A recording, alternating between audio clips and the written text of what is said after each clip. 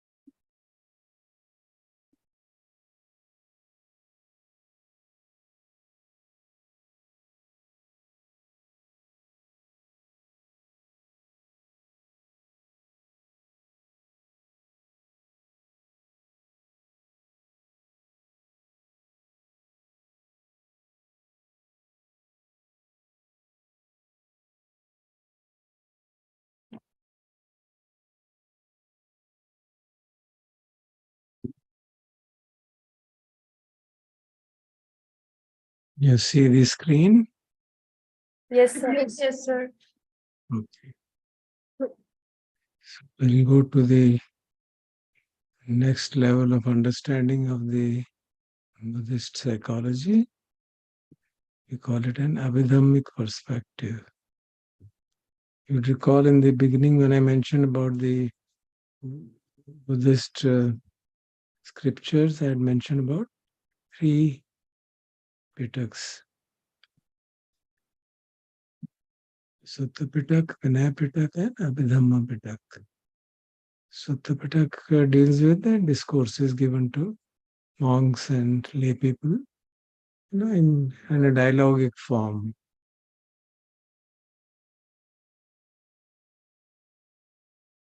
Vinaya Pitak refers to mostly it has a number of books, and one the main emphasis there is on rules for monks, how to conduct themselves. And Abhidhamma Pitak is a direct description of the human experience. It's a comprehensive and analytic expression. That's the most ancient Buddhist psychology, where description of the mental states is done on mind movement basis. Mind movement means something like, in modern sense, it will be some thousandth of a second or millionth of a second, depending on how how precisely we are able to see the arising and passing away of the mind. So it means you're not just seeing the overall operation of the mind, but looking at it from a very microscopic perspective. So it's something like study of quantum physics and the traditional physics. What is the difference between them?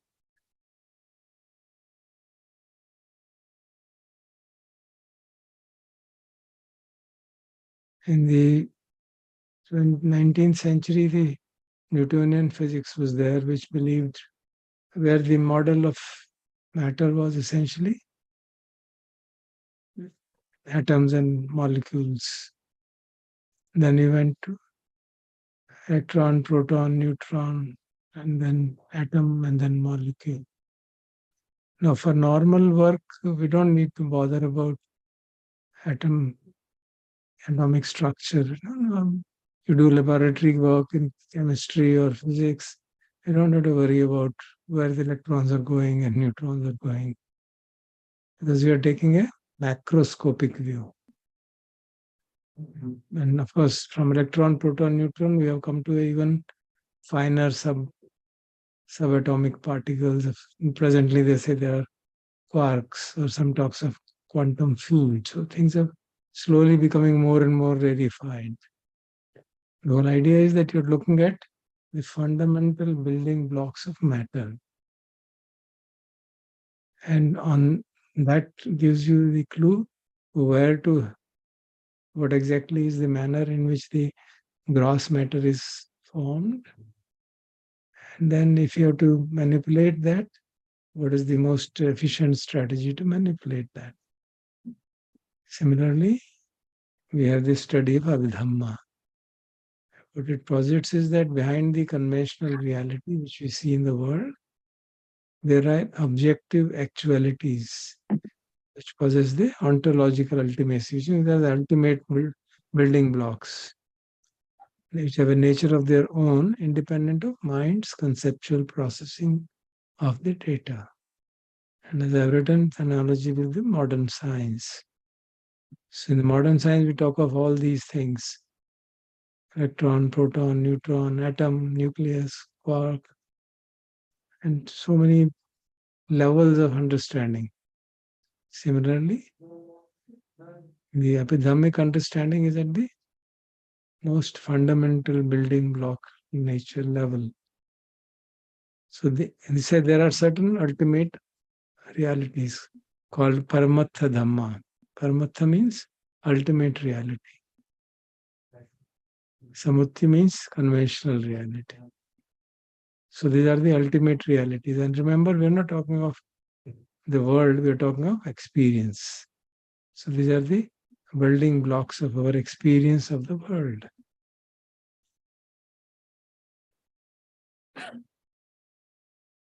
And the whole world of experience is actually an interplay of these building blocks, which are called dhammas. Dhamma, in this sense, this word dhamma is used in multiple connotations, so we have to be very careful. So when I use the word dhammas, it means those building blocks of experience, which means anything and everything, what we experience. So there is a kind of, we put down it as Dhamma theory, so kind of a understanding of the ultimate reality in a particular manner. So what are the components of qualities of these ultimate realities? They are final, irreducible components of existence as experienced by us. And like electron, protons, neutrons, they don't belong to anyone. They're part of nature. The important thing is there's no substantialist connotation, which means they're not things. They're not matter. They are the limits to which you can push the analysis of empirical experience.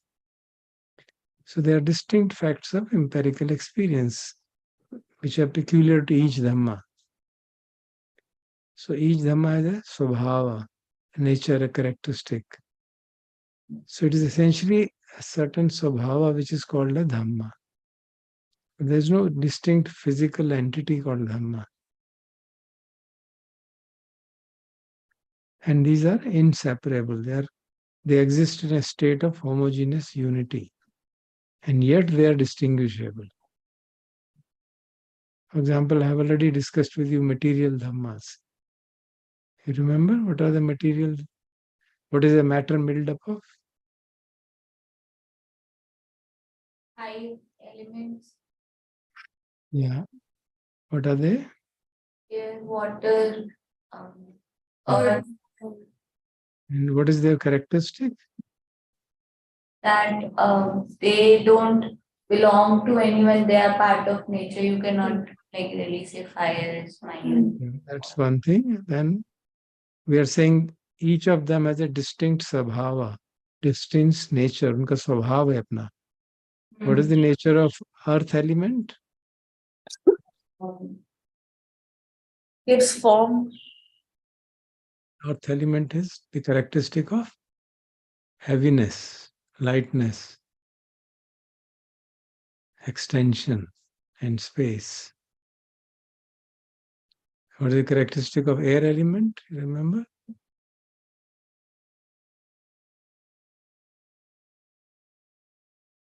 Flow, something Hmm? something to do with flow. Movement, not flow. Flow is of a liquid. Movement. Air element is associated with movement. So whatever movement happens in the body, trembling, first the shaking of the body or movement of the body, that's all associated with air element. So it's an experience, movement, experience of movement. There's a fire element. What is its solid property? What is the characteristic of fire element? Temperature. Temperature, heat or cold. And characteristic of water element?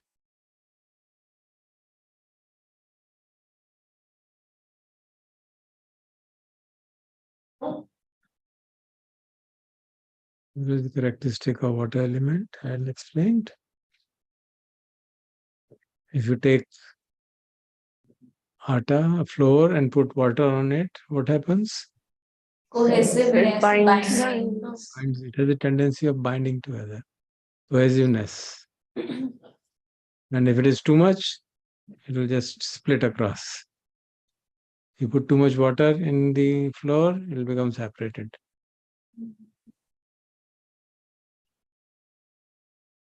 And it has the characteristic of liquid nature, flowing nature. Now, these are all distinct characteristics.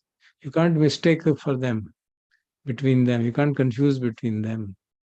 Heat is different, weight is different, movement is different, cohesiveness is different. That's what is meant by they have a distinct characteristic. But there is no entity. We're not talking of earth element, air element as actually the earth outside or the air flowing. We're not talking that. We're talking of the experience of which we physically directly experience. As I said, Buddha's teaching is all associated with what we experience, because the whole grand plan is to understand the experience of suffering and to get out of it. So you must always keep that in mind. So these dhammas are inseparable, which is all the four qualities or five will be always together, but we can easily find out. For example, if you're looking at your body just now, you can feel at some place there is heaviness, but there is some element of cohesion also, some temperature also, and some movement also. So they're always there, but one of them is usually dominant. At the bottom, which is touching the seat, there will be earth element will be dominant because there's a lot of pressure there.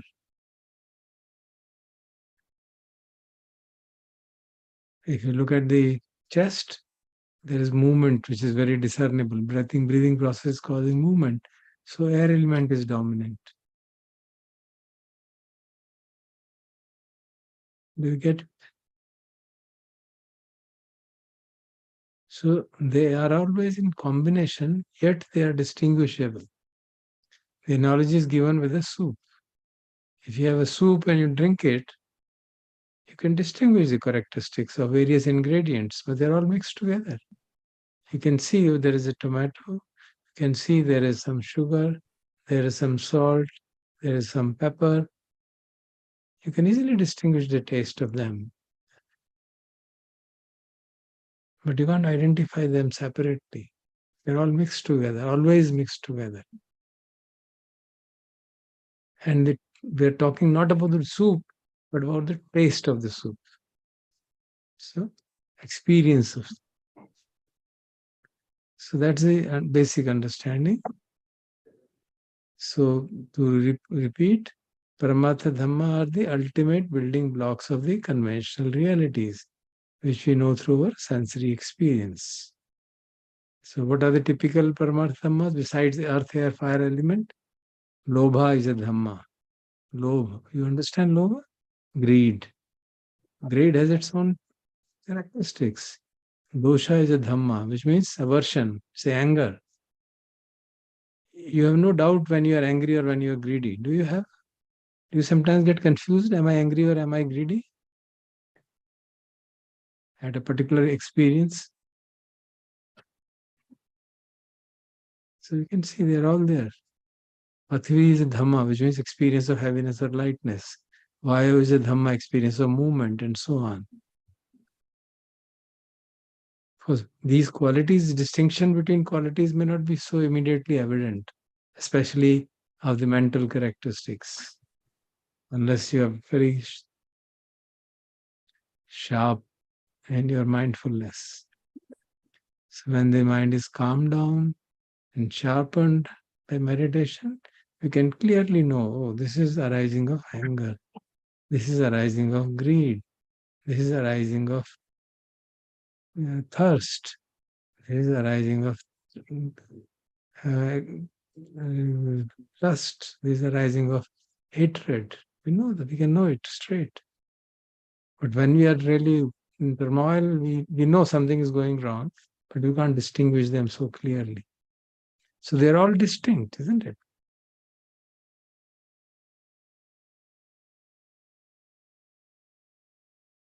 You may have hatred present, you may have envy present simultaneously.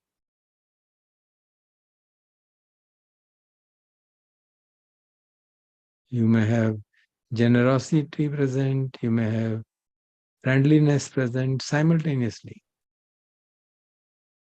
And you can see, yeah, and then the mental habit of generosity is arising, and that friendliness is arising, mind is in stable state, some level of happiness is arising. We can know that. So Dhamma theory says you distinguish between these elements separately so that you know what is the problem. So that you can identify what is the nature of the mind which has got into imbalance and creating problem in our behavior. That is what mental illnesses are. Imbalance of various mental factors.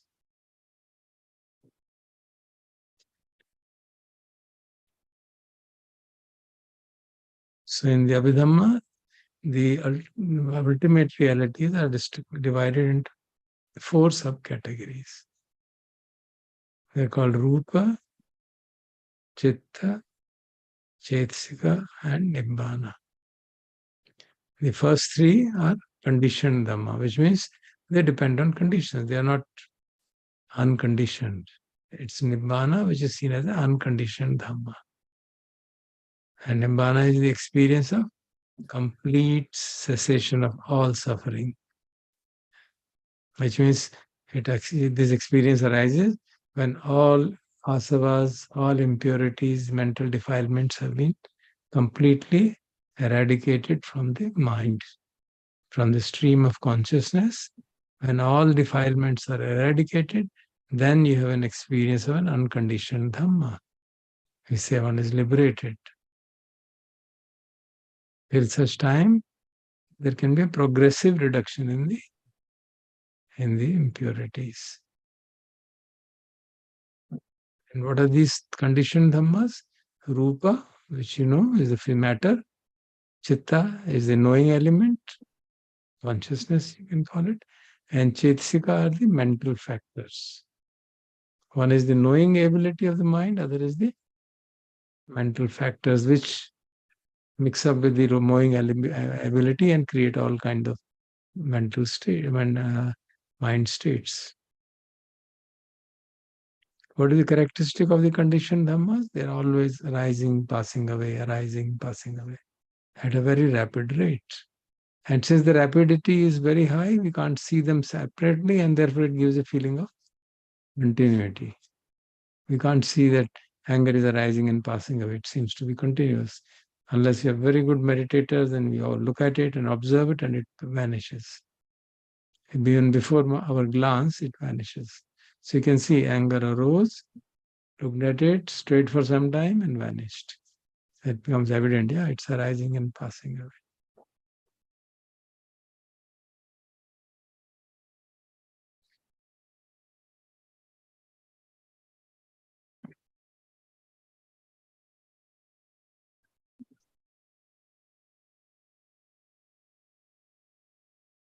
Mm.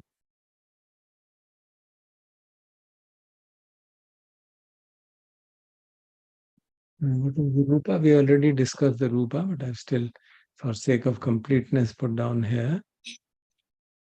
It is the unique experiences. Just 1 minute. Which results from matter. We already discussed it more than once. Pathvi, Vayu, Tejo, Apo. Tejo means the fire element, okay, in Pali language. And what is chitta is the bare cognition, the knowing of sensory impact. So we call it consciousness. Sometimes people use the word sensation, that is sensory consciousness. And chetsika are the mental factors which arise and perish together with every chitta. So in the Abhidhamma, Theravada Abhidhamma, and there are other Abhidhamma also, there are 52 kinds of chetsika and 89 or 121 according to another classification kinds of chittas.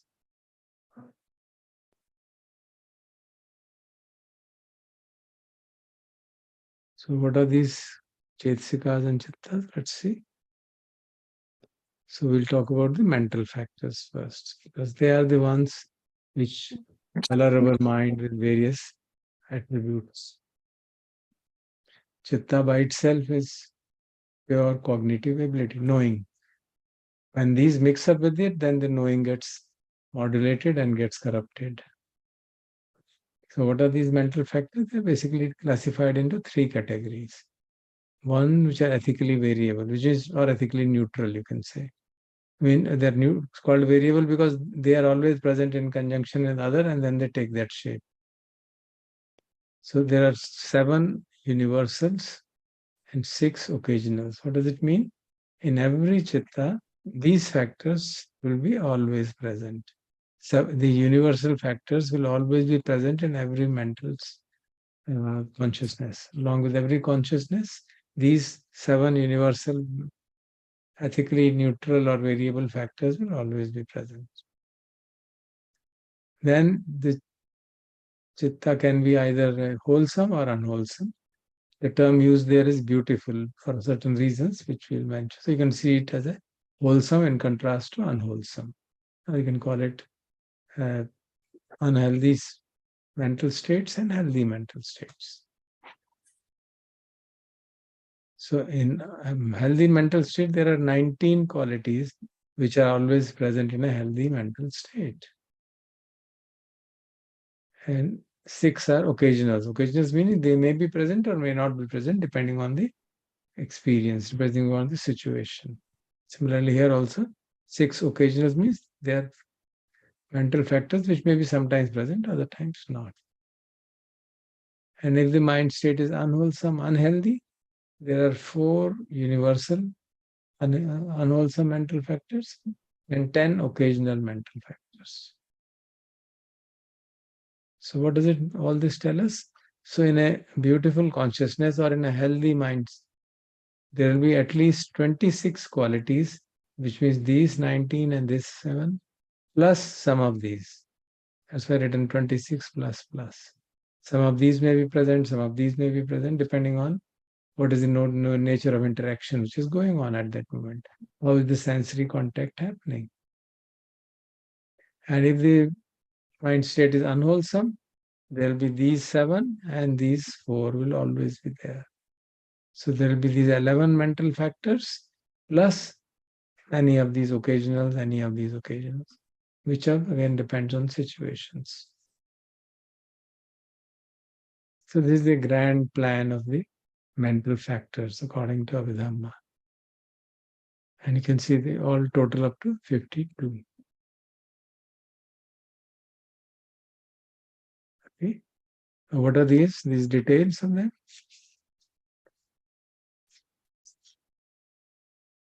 So we take ethically variable or neutral mental factors. The universal factors are 7, which I think I already mentioned to sometimes. Asa meaning the contact, sensory contact with the world outside, which means coordination of the process of sensory interaction. Vedana is the feeling which arises. Sanya is the perception. Chetana is the volition. Ekagrata is ekagrata, one-pointedness. Some, basic minimum level of one-pointedness. This is Jivitindriya is a mental life faculty, and Manasikara is attention. So these universal mental factors will be present in every mind.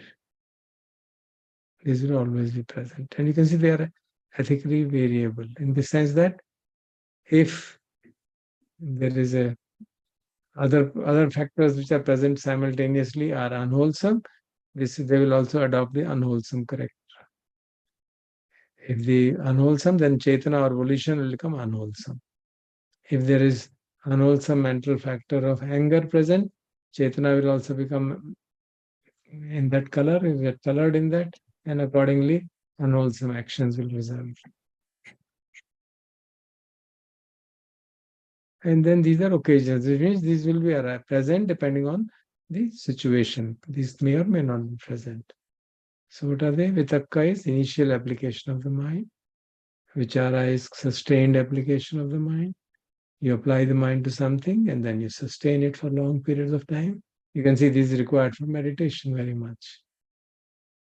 When we meditate, for example, on the breath, we first apply your mind on the breath and then try to focus it continuously so that we are always aware of the breath going in, breath coming out constantly.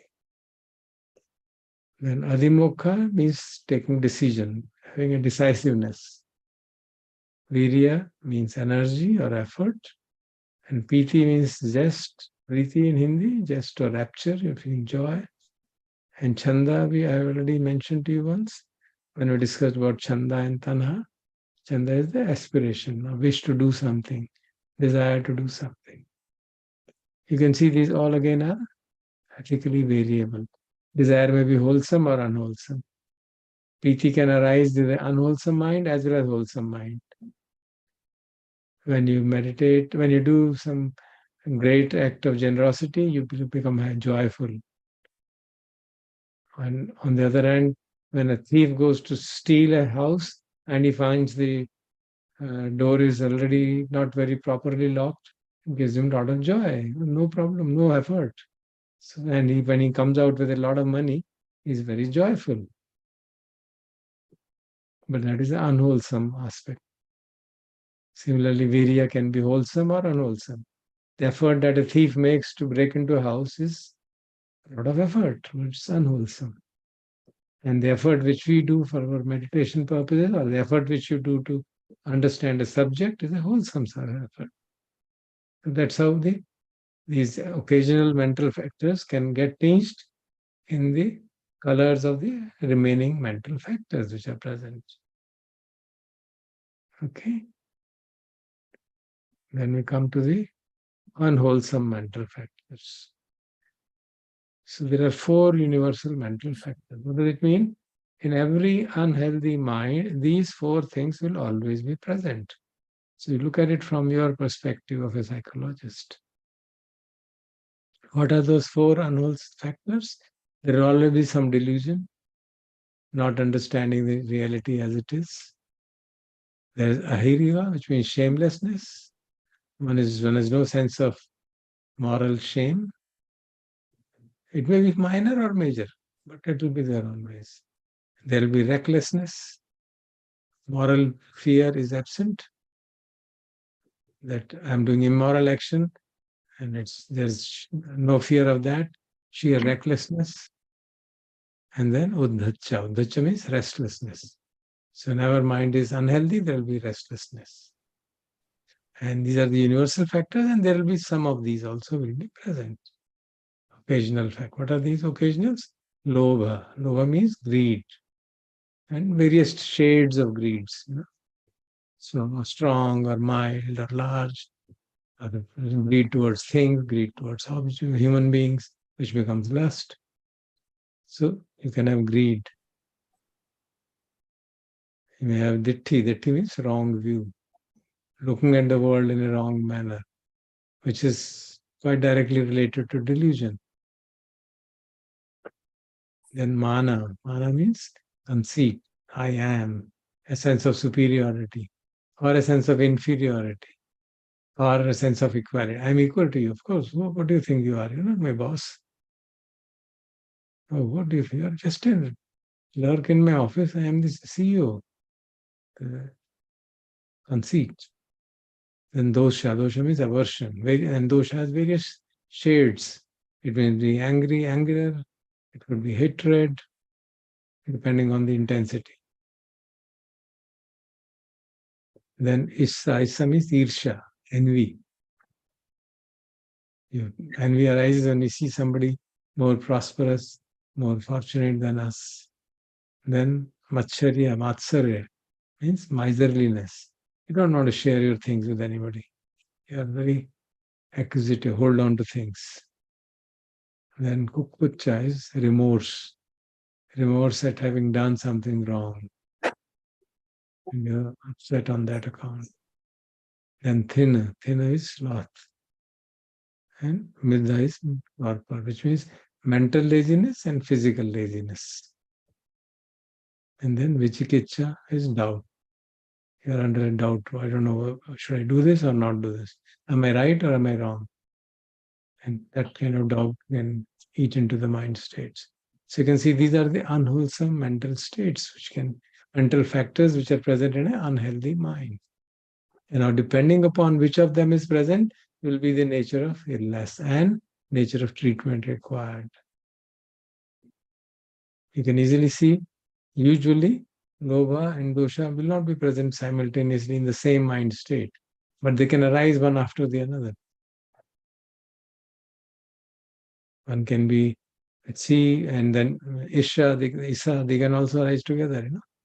One sees somebody very rich, and there's a envy, and then there's aversion. All rich people are all corrupt, they're worth hating. And then there is greed. Oh, but I think I should. If I also do something and become equally rich, that will be very good. So you can see. So different mind states keep on arising one after another, because of their relationship with one another.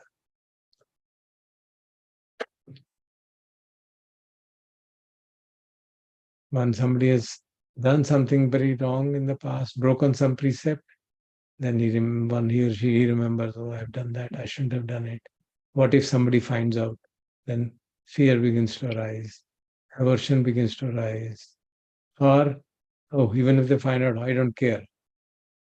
There's recklessness. Oh, well, I'll do all actions without bothering about morality and precepts. So there's recklessness present there. That is the dominant. You see, which of them is dominant will depend upon the state. Sometimes recklessness may be dominant, sometimes wrong view may be dominant.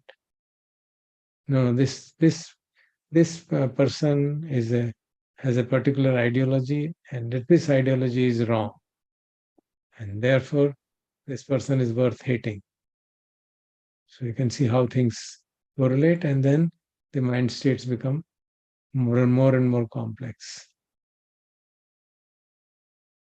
Okay, and now you can see these are distinct qualities. Envy is of one kind, hatred is of another kind, pride and conceit are of another kind, remorse is a different flavor, laziness has a different flavor, doubt has a different flavor, recklessness has a different flavor, restlessness has a different flavor. Are you able to see that? How precisely these qualities have been identified. Of course, you could subdivide it further. You could say aversion could be further of various kind, but then the number will become too high. So they put them wherever it was possible, they put them together. But the fact remains that they have a different, distinct flavor. When we experience them, we know. We don't have any doubt. If we have the ability to see, oh, this is my view, and this is greed, this is envy, this is remorse, we can find out if we have that ability to self-observe. Similarly, we have wholesome mental factors, which are called beautiful reasons, which you mentioned later. Now, what is interesting is that in the wholesome mental states, there are 19 qualities which are there, which means in a healthy mind, a truly healthy mind, all these 19 qualities should be present according to Abhidhamma. What are those 19 qualities? First is faith. Faith means confidence in something it could be faith in your teacher, faith in your action which you are doing, faith in the teaching, anything. That we have a faith that what you are doing it should be done. Then there is mindfulness. You are alert and aware. Then there is mindfulness, you can see, is opposite of the delusion. It's not exactly opposite, but it is related to that. Okay? The exact delusion opposite is up below. Then we have hiri and ottappa. Hiri is moral shame. There we had put shamelessness. So it is opposite of that. We had put there recklessness. Here it is ottappa, moral dread. You know, one is a fear of doing wrongdoing. I don't want to do anything which is hurts others. I don't want to do anything which breaks the law. I don't want to do anything which is immoral. That is a very good quality. So fear of wrongdoing is a good quality.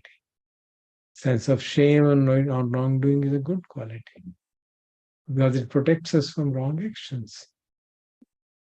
Then adosa. Adosa means non-aversion. You can say dosha, you can put it as ill will, and this will be called as goodwill. Durbhavna or sadbhavna. You have goodwill towards others, in contrast to having ill will towards others, wanting to harm others, wanting to tease others and trouble others. Then a very important quality, it's called tatra majjatata. Tatra majjatata means being in the middle, which means balance. Neither going towards left side and not the right side, neither going towards excessive exaltation nor going towards depression, nor getting too excited nor getting lazy. Remaining a balance, maintaining a balance. This is one of the most beautiful qualities which helps us in life. Then there are 12 qualities beyond that, which are of the kind of the texture of mind, texture of the mental body, and texture of the overall consciousness. Kaya and chitta. Kaya meaning here not just the physical body, but the body of mind, the mental body, which means the nature of mental factors which are present.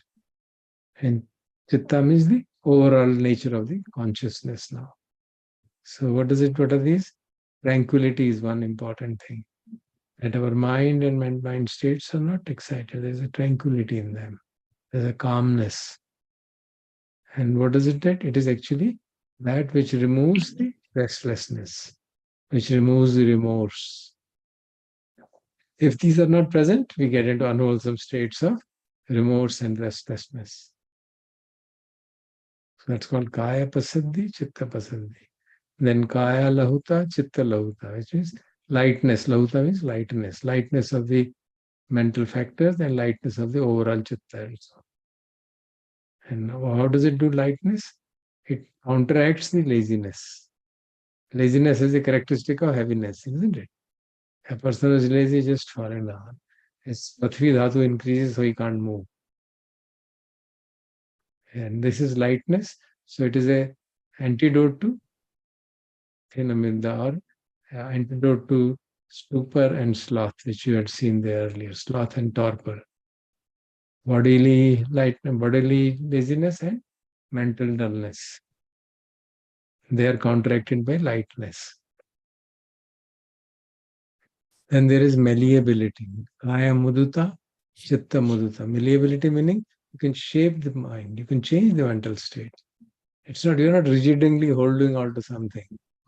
If somebody comes, gives you you have a certain opinion, but somebody tries to convinces you that no, this opinion of yours is wrong, you're willing to change. So you can see that willingness to change is a counterbalancing of ditti, wrong view, and counterbalancing of mana, conceit. Because it is conceit which prevents us from changing our point of view. And it is attachment to our views which prevents us from changing our views. So you can see kaya, mudita, chitta, mohita, mudita. They are antidotes to ditti and mana, or wrong view and conceit. And there is kaya kamanyata, chitta kamanyata, which is wildness. Overall mind is such that it is willing to it can get shaped into different forms. It's not rigid. And that means all the remaining hindrances to the mind states, remaining unwholesome mental states, they are also taken care of by that. Then there are two more, Kaya Pagganyata and Chitta Pagganyata means proficiency, the ability to do some actions out of them. So this is a antidote to lack of confidence. If you lack confidence, then we are not in a position to really be proficient in our whatever work we are doing. If you're writing an exam and you go there, you're not confident, then you will end up making all kinds of mistakes, even things which you know you'll forget. So like it's lack of confidence. Saddha should be seen as confidence. And then Kaya Ujukkata and Chitta Ujukkata. Uju means straight. It means straightforwardness. Straightness of the mental factors and mental states, mental consciousness, which obviously is an antidote to crookedness. People have बोलेंगे कुछ मतलब कुछ और है, चाहते कुछ है, बोलते कुछ है, दिखाते कुछ और है. Crookedness, straightforwardness. Now, these are the qualities of a healthy mind. So if somebody says, I have a healthy mind, you should check up. Do I have all these qualities?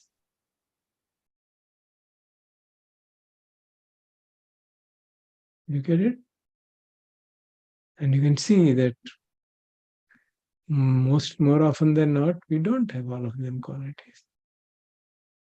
And this becomes a kind of a benchmark for us towards well-being. What is a really healthy mind? And then there are occasional factors which present depending on situations. For example, Samma Vacha, Samma Kammantu. You can remember Samma Ajivo. These three you would remember are the parts of Eightfold Path.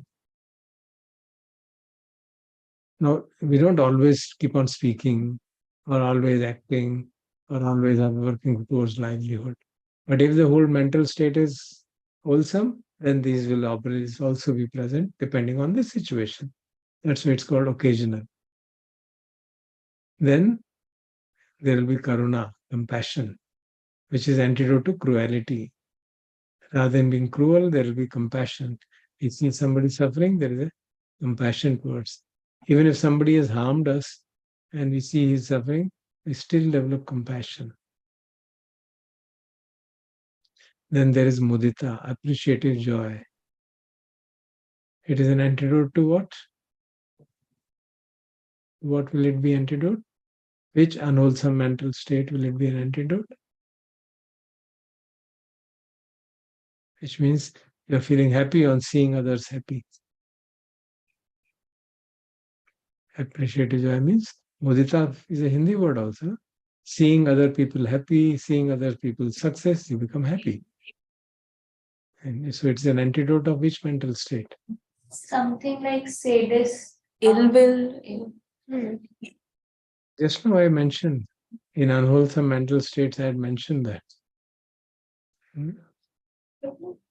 Have a look. Envy. Envy. Envy. And envy. Yeah. Antidote to envy. And amoha is non-delusion. Obviously, it's an antidote to moha, which means amoha actually means pranya, wisdom.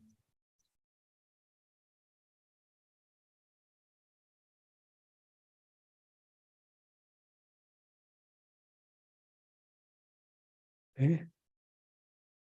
So this is the grand scheme of the various mental factors which make a mind healthy or unhealthy according to Abhidhamma, Theravada Abhidhamma. Now we'll stop here and ask questions. You can ask any questions to understand what exactly is being said. What is its utility? Can you see its utility? Uh, so I wanted to ask, what is mental life faculty? It was there in universals of ethically variable in the universals list. I think. No. Mental. There are there are two life faculties recognized in Abhidhamma. Now you'll be a surprise for you.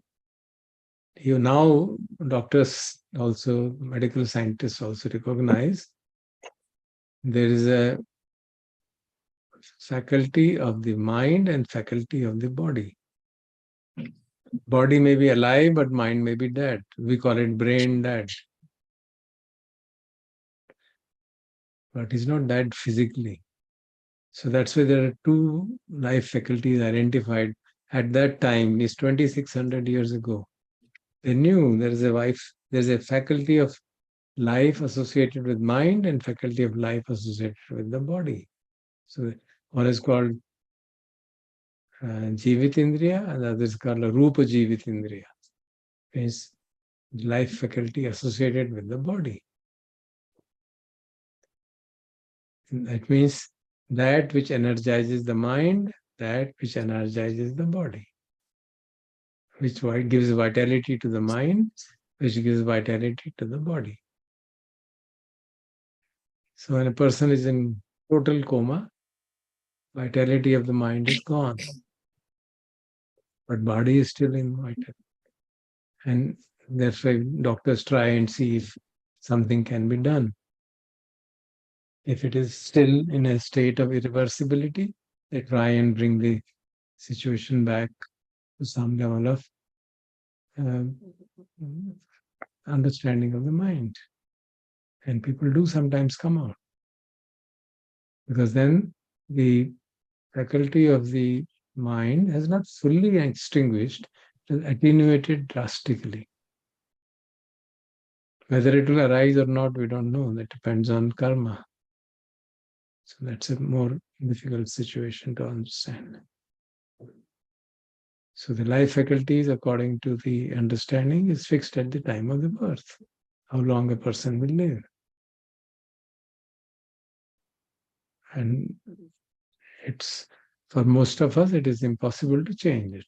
But of course, if people are extremely pious and extremely capable of developing psychic powers and meditative abilities and doing some actions which are extremely wholesome, they say there is some possibility.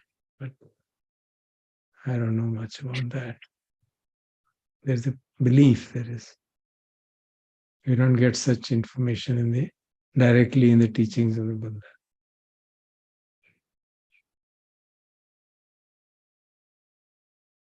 So, sir, Okay. yes, sir. Like, I I was expecting maybe to see anger when we saw unwholesome mental factors, either in universal or occasional. So, See, hmm, when we say dosha, it means aversion. What does it mean basically? Not liking something. And that not liking something can manifest as mild aversion. When the aversion becomes more, it becomes anger, it becomes intensified, it becomes hatred. So there are shades of aversion. So they are all called as shades of aversion. Just as there are shades of greed,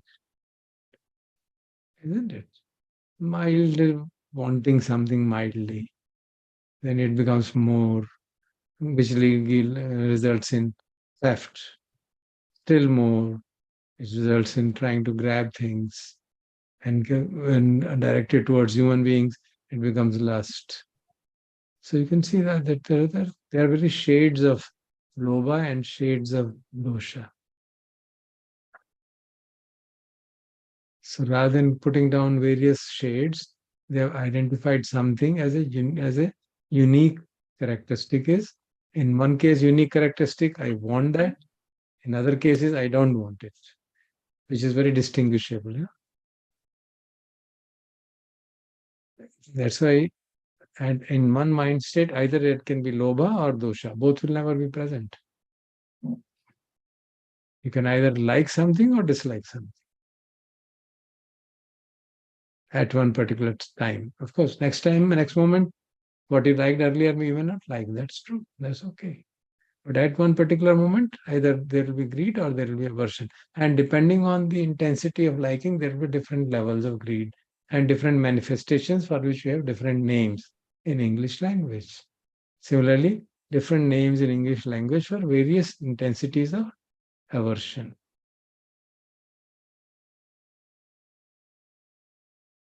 That's how this is understood.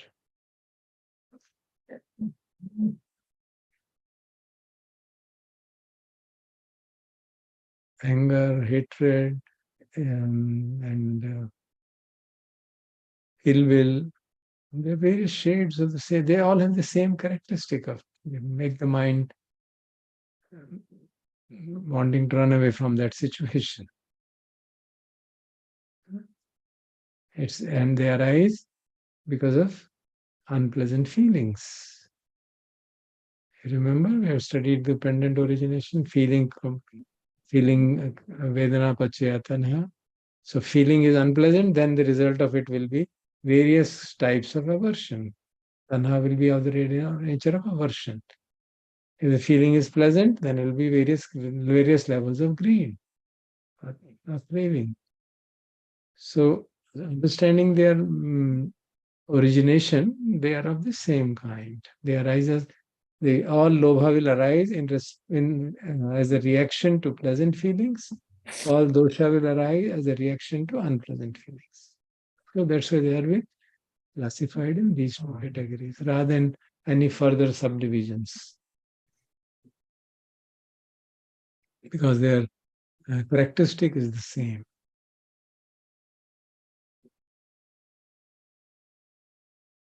So It's can like we, yes. body has a weight, so there is a sense of heaviness. Heaviness may be small, may be large. Lightness may be small, may be large. Movement may be small, movement may be large. It may be just trembling. It may be whole shaking up of the body, epileptic fit. You can see so many shades of movements. So we put them all in Vayu.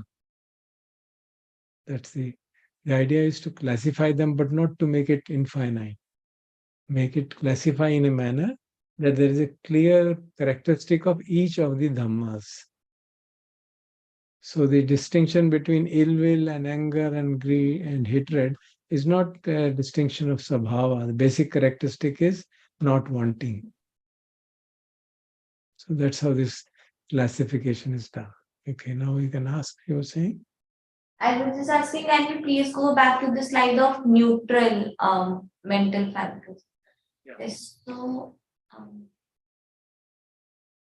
I'm trying to understand like how do these and or where do these fit in when we talk about dependent origination? You just touched upon that. Like These, where like contact, feeling, perception, they are there in that cycle also. yeah.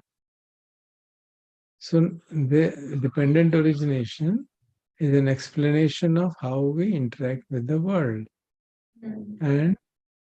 And it doesn't mention, when you talk of Vedana Pachya Tanha, it doesn't mention which kind of Tanha will arise. We did talk of Bhavatanha, Vibhavatanha, and Kamatanha. Now, Kamatanha can have so many mental factors associated with it. Kamatanha will have these unwholesome factors of greed associated with it. Bhavatanha will have conceit associated with it. And Vibhavatanha will have aversion associated with it. It can have envy associated with it. It can have the Lobhatan, the Kamatanha may have greed, it may have miserliness.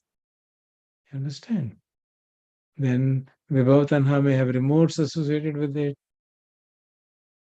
So, which of it will depend upon many other factors. As I had mentioned, we always have multiple causes, multiple effects. But dependent origination maintains the most prominent cause and the most prominent effect.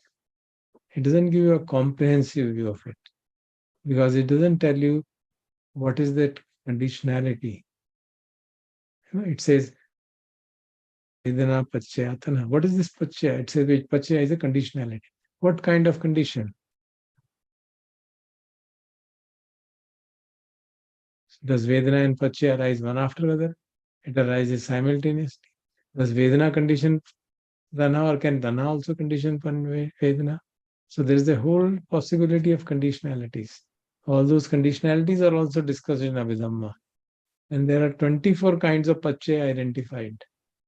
So it is a huge stuff that the conditionalities can be of 24 kinds. Something of strong dependence, weak dependence, arising together, arising one after another, arising before, arising later. So 24 different things are identified. That I don't know bother you, it will become too much for you to digest. They are the part of the seventh book of Abhidhamma called Patthana. So that needs a lot of meditative practice to be able to, because intellectually you may understand, it won't do much good.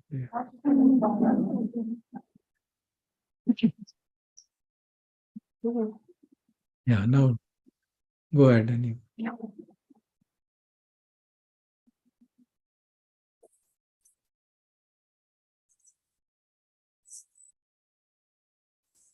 Any other question? I'll just put them one by one. Ethically variable, and then we have unwholesome. You can look at them again, see them one by one.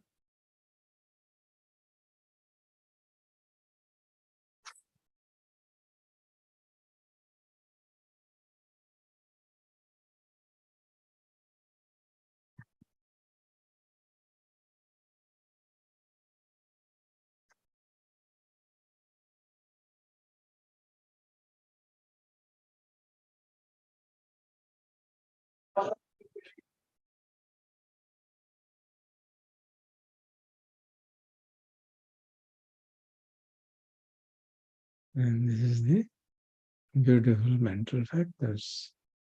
So you can call beautiful as healthy mind, unwholesome as unhealthy mind. These are the mental states which promote well-being.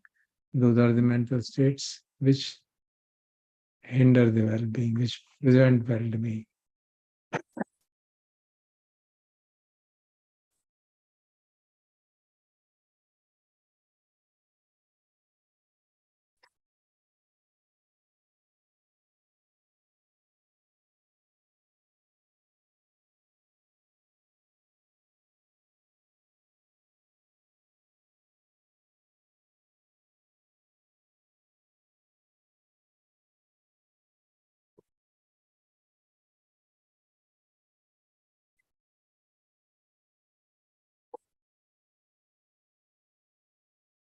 Sir, Yes. when we say kaya, are we referring to just the mental body or both physical and mental?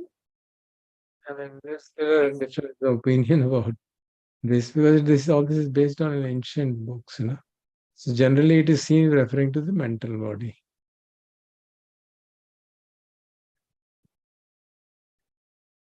But many of these, for example, this factor of thin with the thin and with the sloth and torpor, one refers to the physical body and one refers to the mental body.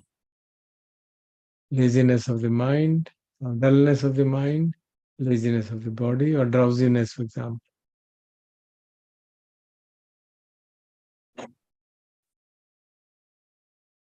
So you can look at these factors and see which of them is prominent in you. Which of the unwholesome is prominent, and then try, okay, that's how the psychoanalysis is done. You look at, understand a person and see, okay, which of these mental factors is dominant in him or her, and then what will be the method to overcome it. Similarly, if there is lack of fulfillment, which of these wholesome mental factors is not present in a person, and how does one really work towards it? So that gives you the whole possibility of practice. How do you practice to improve the mental health of people? Is a different approach towards it. towards the Western approach of understanding mind.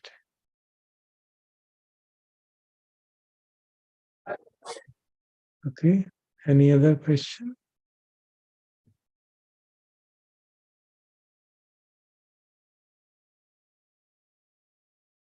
No, sir. Okay.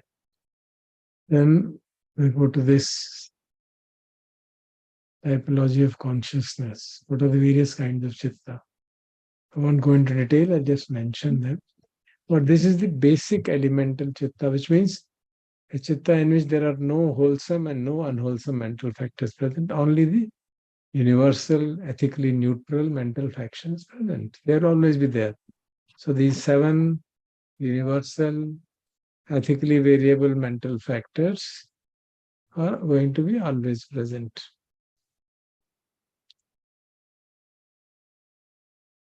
So there is a vijnana or the consciousness, sense consciousness, and these factors. But there's nothing else. No craving, no aversion, no joy, no generosity, nothing. So this is typically described as a state rising from what's called looking at the world as it is.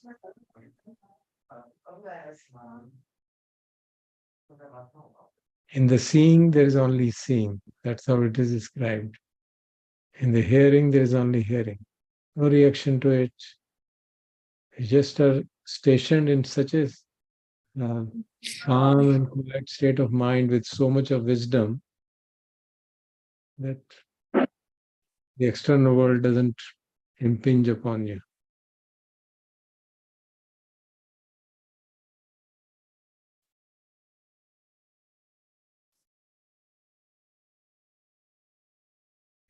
It's one of the important meditative practices. You look at the world in such a manner that when you're seeing, you're just seeing. When you're hearing, you're just hearing. Not evaluating, and some evaluation will happen, but no reaction. Feeling will be there, but no reaction to the feeling.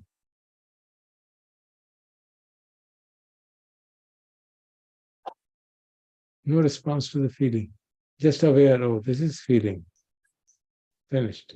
And there is wisdom, there is impermanent, so it will go on its own way. It's a part of nature. It has arisen and it will pass away. And it's not me or mine. So with that much of wisdom, just see, experience the world in a very balanced manner.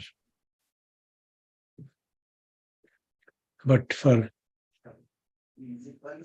unenlightened people, it's not going to be there. There's going to be response, reaction. Wholesome, unwholesome reactions will be there.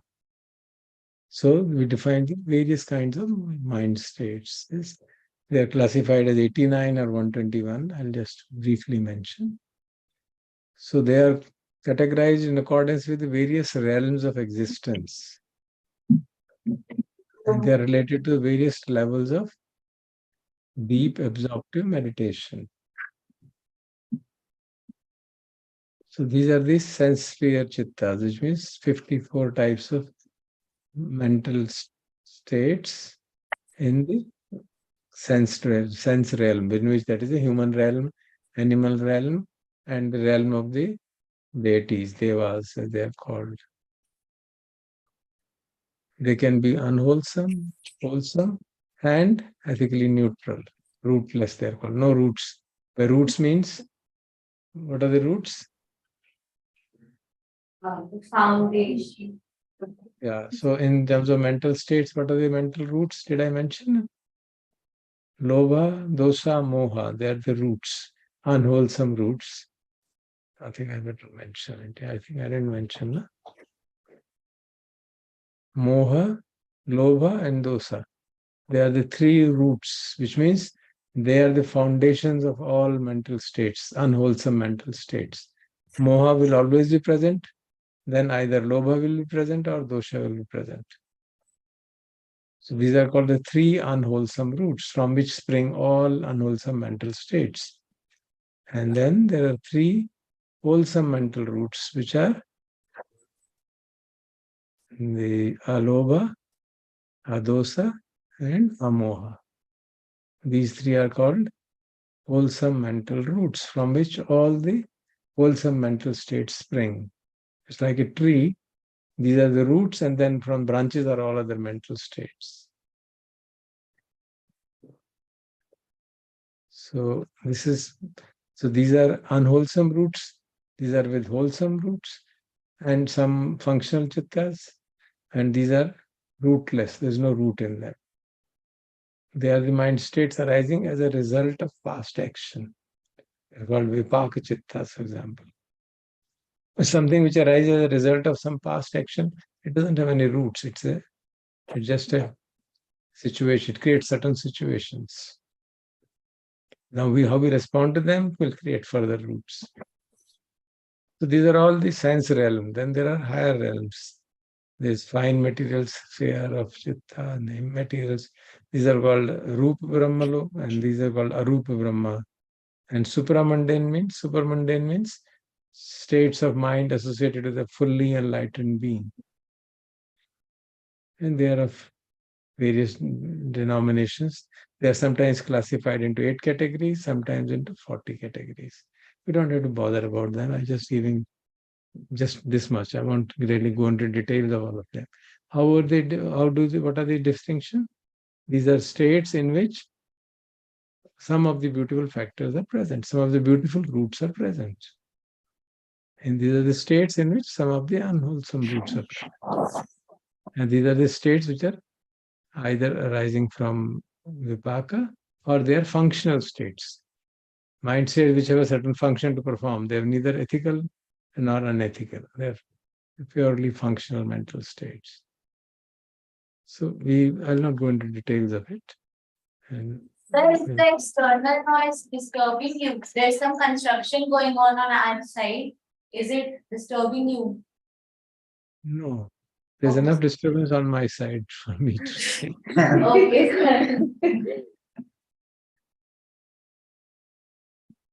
I can't actually hear it even. We It can't must hear be. yours. You are hearing my voice or no?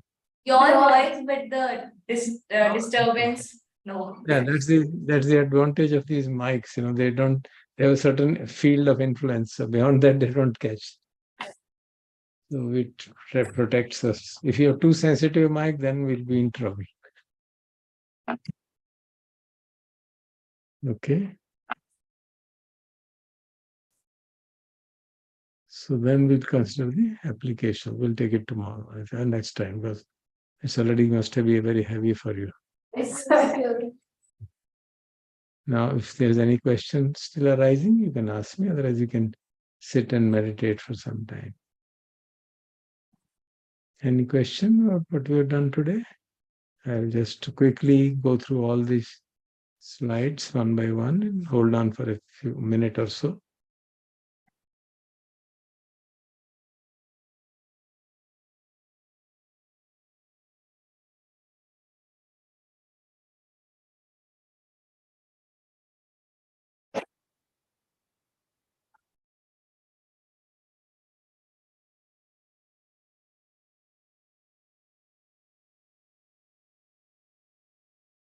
You understand this word ontological ultimacy?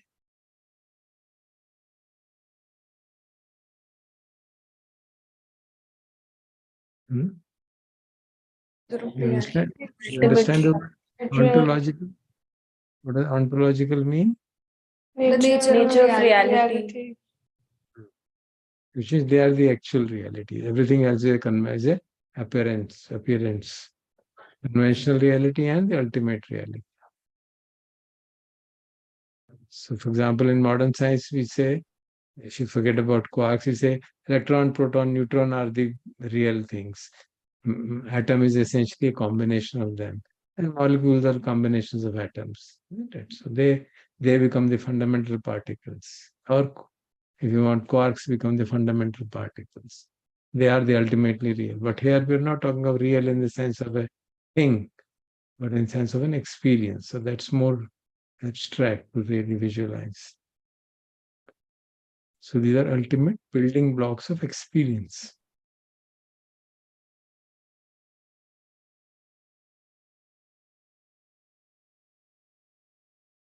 So if you remember, I had mentioned the whole world, which we call as the world, is actually the world of experience. We don't bother about what is the ultimately the reality of the world. It's what we experience that matters to us.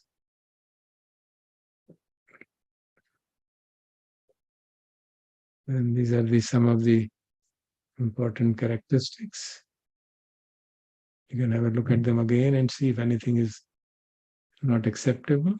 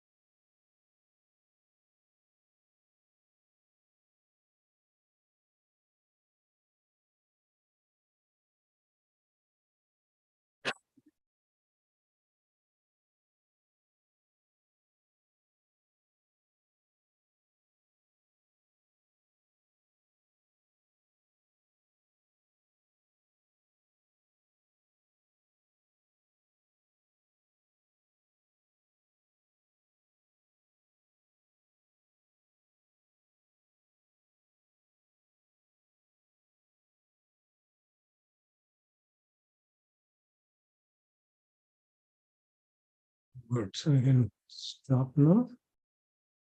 and sit for some time and then close.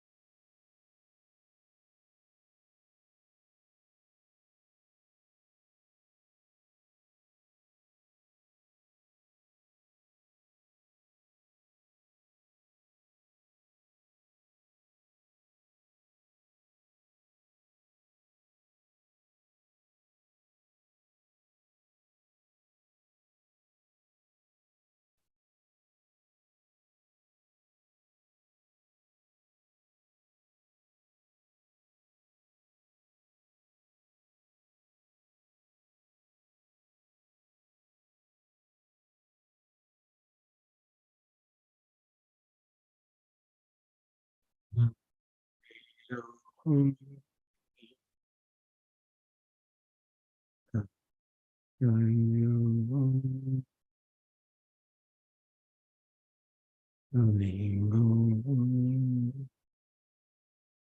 Sukhe atmanam pariharami. May I be free from animosity, free from ill will, free from anxiety. May I be able to take care of myself happily. Mama mata pitu acharya cha gnati mitta cha sa brahmacharino cha avirahuntu avapanjahovan Anigahuntu.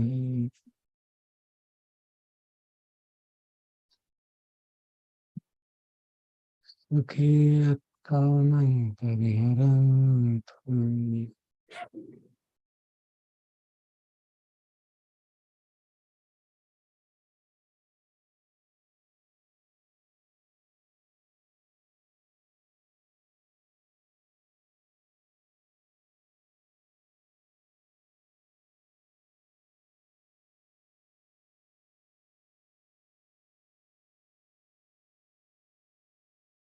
May my parents, teachers, friends and relatives,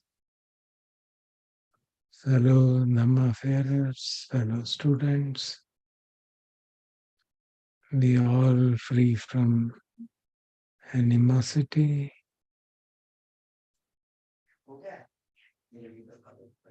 free from ill will, free from anxiety,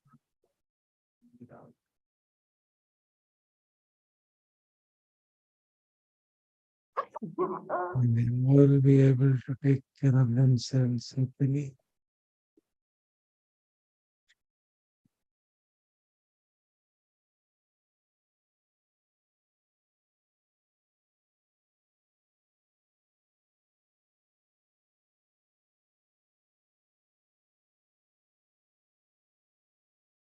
Sambe sattva Ravirāvantu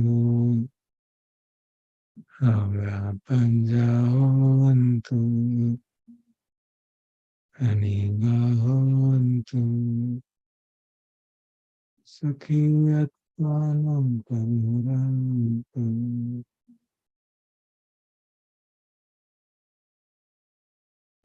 May all beings be free from animosity, free from ill will, free from anxiety. May they be able to take care of themselves happily.